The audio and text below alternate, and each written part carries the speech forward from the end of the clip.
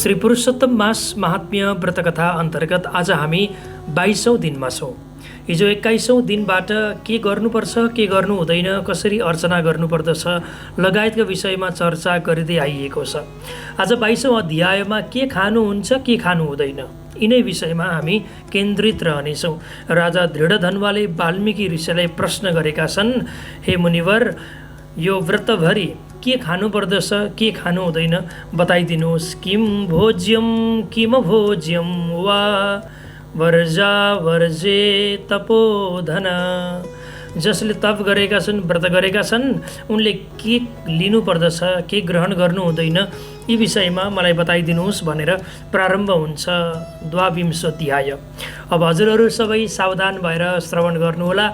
जय श्रीमन्नारायण। राधे राधे।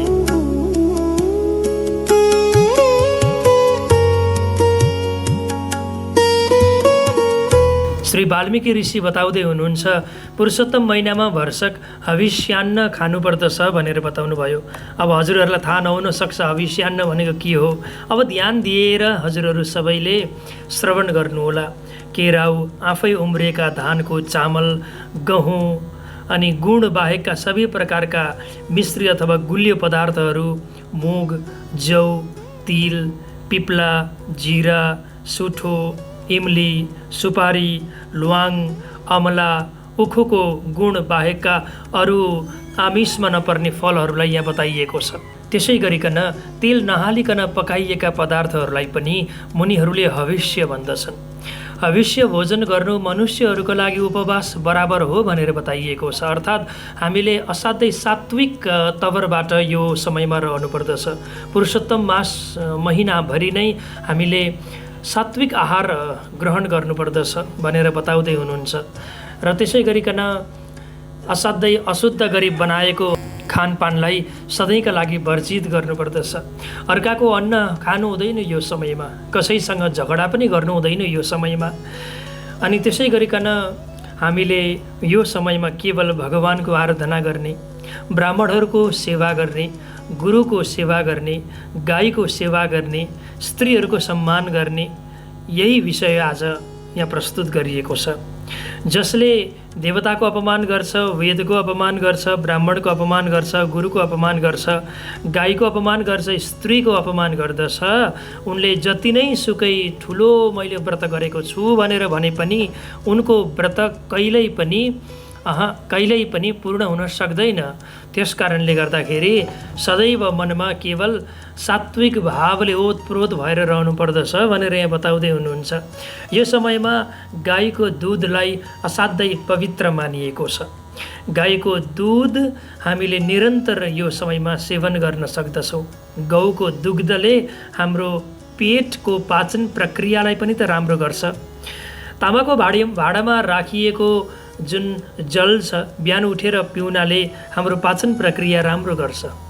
अनि त्यसै गरी पुरुषोत्तम महिनाभरि ब्रह्मचर्यमा रहनुपर्छ, भुइँमा सुत्नुपर्छ, टपरीमा अथवा पत्तामा खानुपर्छ भनेर बताइरहनु भएको छ यहाँनिर। पुरुषोत्तम महिनामा जसले व्रत लिएको छ उनले वेद असाध्यै राम्रोसँग जान्ने ब्राह्मणसँग गएर निरन्तर रूपमा सत्सङ्गमा रमाउनुपर्छ भनेर बताउँदै हुनुहुन्छ यहाँनिर।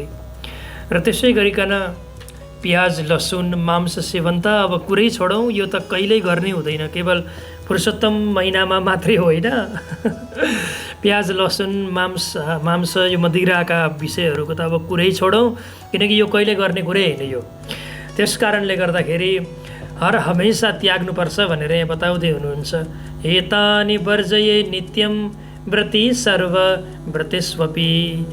जो व्रती छन् उनले हर समयमा यी विषयहरूलाई हामीले त्याग्नुपर्छ भनेर यहाँ बताइएको छ। धेरै राजसी तामसी भाव ल्याउने साग पनि हामीले सेवन गर्नु हुँदैन। अनि त्यसै गरिकन गृहस्थले आइतबार अमलाको फललाई त्याग्नु पर्दछ। आइतबार अमला खान मिल्दैन है भनेर यहाँ बताइएको छ। तर फेरि अर्को विषय यहाँ के छ भन्दाखेरि ध्यान दिएर सुन्नुहोला। पुरुषोत्तम भगवानको प्रीतिका लागि, उहाँको सुखका लागि, उहाँको मिठासका लागि जो व्यक्तिले जुन कुरा छोडेको छ नि यो पुरुषोत्तम महिनाभरि, जस्तो कसैले नुन छोडेको हुन्छन्, कसैले तेल छोडेका हुन्छन्, 1 महिनाभरिमा नुन खान्न, 1 महिनाभरिमा तेल खान्न भनेर जुन जुन कुरा छोडिएको छ यो समयमा, यो कुरामा कसैले अन्न खान्न भनेर बसेको हुन्छ। अब पछि सकिएपछि खानु त पर्यो, तर कसरी भनेर भन्दा जुन जुन वस्तु हामीले वर्जित गरेका छौँ यो समयमा खानको निमित्त, त्यही वस्तुलाई हामीले ब्राह्मणलाई लगेर दान दिनुपर्छ। अनि त्यसपछि सधैँ अरू बेलामा खाए जसरी खान मिल्दछ भनेर यहाँ बताउँदै हुनुहुन्छ। त्यसै गरिकन कार्तिक र माघ महिनामा पनि यसै गरिकन एक महिनासम्म निरन्तर यो नियमलाई पालना गर्दा अझै राम्रो फल पाइन्छ भनेर बताउँदै हुनुहुन्छ। र त्यसै गरिकन सकिन्छ भने घिउ मात्रै पिएर अथवा दुध मात्रै पिएर कसैसँग केही नमागिकन जो एक छाक मात्रै खाएर व्रत गर्दछ उसको त ठुलो महिमा यहाँ गाइएको छ। त्यस कारणले गर्दाखेरि व्रत पनि भङ्ग हुँदैन। आफूले होस विचार यदि पुर्याइयो भनेदेखि खानपानमा भनेर यहाँ बताइरहनु भएको छ। पुरुषोत्तम महिनामा हरेक दिन बिहान सबेरै उठेर सबैभन्दा प्रारम्भमा हामीले स्नान गरेर अनि भगवान् श्री पुरुषोत्तमलाई हृदयमा धारण गर्नुपर्ने हुन्छ। भन्नु पर्यो कि हे भूपते, हे राजन, पुरुषोत्तम महिनाभरि उपवास गर्ने मलाई शक्ति प्रदान गर्नुहोस्, मलाई सामर्थ्य प्रदान गर्नुहोस् भनेर भक्तिपूर्वक हजुरहरू सबैले श्रीमद् भागवतको कथा सुन्नुपर्छ अरे यो समयमा। श्रीमद् भागवतम भक्त्या श्रोतव्यम पुरुषोत्तमे तत्पुण्यम वचसा वक्तुम विधातापि न शक्नुयात्। यो समयमा श्रीमद् भागवत महापुराणको कथा श्रवण गर्नुपर्दछ, प्रवचन श्रवण गर्नुपर्दछ भनेर बडो दिव्य भावमा यहाँ बताइरहनु भएको छ। हजुरहरूले पनि युट्युबमा अन्य लाइभ सेसनहरूमा, यही च्यानलको लाइभ सेसनमा फेसबुकमा कथा श्रवण गर्न सक्नुहुन्छ। हरिकृष्ण भन्नारी युट्युब च्यानलमा त्यहाँ विभिन्न कथाहरू छन्, अगाडि वाचन गरिएका, लाइभमा गएर हेर्न सक्नुहुन्छ। त्यसै गरिकन यसरी यो समयमा भागवतको श्रवण यदि गरियो भनेदेखि पक्का पनि भगवानको हामीलाई अवश्य पनि कृपा प्राप्त हुन्छ भनेर बताइरहनु भएको छ। पुरुषोत्तम महिनामा तुलसीको अर्चनाले भगवानलाई प्रसन्न बनाउन सकिन्छ। जसरी सिंहलाई देखेर अरू जनावरहरू भाग्दछन्, त्यसै गरिकन पुरुषोत्तम महिनामा व्रत गर्ने व्रतीहरूलाई देखेर यमदूतहरू पनि कुलेलाम ठोक्छन् भनेर यहाँ बताउँदै हुनुहुन्छ। त्यस कारणले गर्दा पुरुषोत्तम मास महिनाको असाध्यै ठुलो महत्त्व गाइएको छ। बडे यज्ञहरूभन्दा पनि श्रेष्ठ छ पुरुषोत्तम महिना। किनभने यज्ञ गरेर त केवल स्वर्ग मात्र प्राप्त हुन्छ, तर पुरुषोत्तम मास महिनाको विधिपूर्वक यदि हामीले व्रत अनुष्ठान गरियो भने सिधै वैकुण्ठ लोक प्राप्त गर्न सकिन्छ। वैकुण्ठ लोक भनेको यस्तो लोक जहाँ कुनै कुण्ठा छैन, जहाँ कुनै दरिद्रता छैन, जहाँ कुनै दुःख छैन, जहाँ कुनै पनि अभाव भन्ने कुरै छैन। त्यस कारणले गर्दा कुण्ठाभन्दा रहित केवल हामीलाई त आनन्द मात्रै त चाहिएको छ जीवनमा। यस्तो आनन्द कि आएपछि कहिले जाँदै नजाओस्।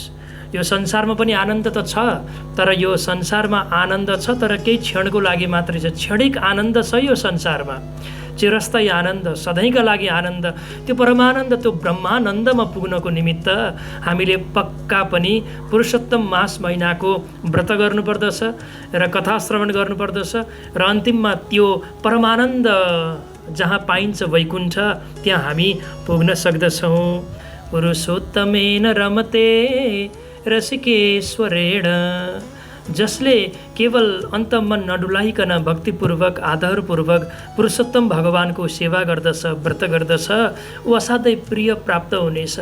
रसिकेश्वर, रसिकहरूको पनि ईश्वर हुनुहुन्छ अरे भगवान् पुरुषोत्तम, त भगवान् पुरुषोत्तमकै शरणमा पर्दछ। पुरुषोत्तमेन रमते रसिकेश्वरेण भन्दै आजको कथा यहीँ समाप्त हुन्छ। हजुरहरू सबै आरामसँग रहनुहोला। हजुरहरू सबैको बाँकी समय सुखसँग बितोस्। असाध्यै धेरै गर्मी छ, हजुरहरू सबैजना ख्याल गर्नुहोला। जय श्रीमन्नारायण। राधे राधे।